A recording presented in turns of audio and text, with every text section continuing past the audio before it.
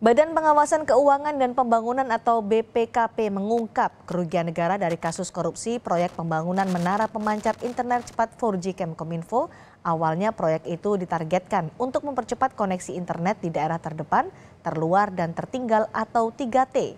Kepala BPKP Muhammad Yusuf Ateh menyebut kerugian negara dalam kasus penyediaan menara BTS 4G mencapai 8,03 triliun rupiah. Dalam perencanaan, Kementerian Kominfo akan membangun 4.200 menara BTS di berbagai wilayah. Selain mantan Menkominfo Johnny Gerard Plate, kasus dugaan korupsi pengadaan menara BTS atau pemancar seluler untuk internet cepat 4G menyeret 7 orang lainnya. Terdakwa Irwan Hermawan saat itu komisaris PT Solitek Media Sinergi. Irwan diduga bermufakat bersama Direktur Utama Bakti Kominfo sehingga menjadi pemenang proyek. Lalu sebelumnya ada Anang Ahmad Latif, Direktur Utama Bakti Kominfo yang diduga merekayasa lelang proyek menara BTS. Kemudian ada 3 terdakwa lain, Galumbang Menak, Direktur Utama PT Mora Telematika Indonesia. Galumbang diduga membantu terdakwa Anang agar membuat peraturan yang akan menguntungkan vendor miliknya. Ada Mukti Ali, Account Director PT Huawei Tech Investment, yang diduga berperan memastikan Huawei Tech Investment sebagai pemenang proyek.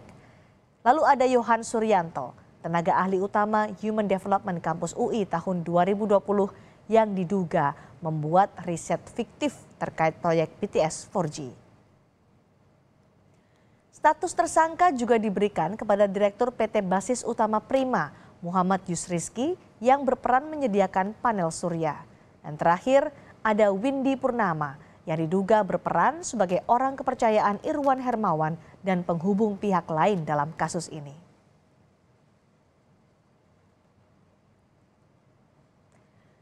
Kejaksaan Agung menggeledah kantor penasihat hukum terdakwa Irwan Hermawan Magdir Ismail di kawasan Kemang, Jakarta Selatan. Penggeledahan ini buntut dari pengembalian uang 27 miliar rupiah kepada Kejaksaan Agung. Kejaksaan Agung menjelaskan penggeledahan dilakukan untuk mencari titik terang siapa pemberi uang 27 miliar rupiah. Kejaksaan Agung mengklaim merujuk keterangan Magdir Ismail yang menyebut proses penyerahan uang terjadi di kantornya. Hari ini tim kami langsung meluncur ke kantornya Pak Magdir untuk memeriksa dan melakukan penggeledahan karena baru hari ini kita juga menerima informasi dari Pak Magdir bahwa penyerahan uang itu ada di kantornya. Berarti ada kemungkinan Pak Magdir jadi tersangka, Pak? Saya belum sampai sejauh itu, ya.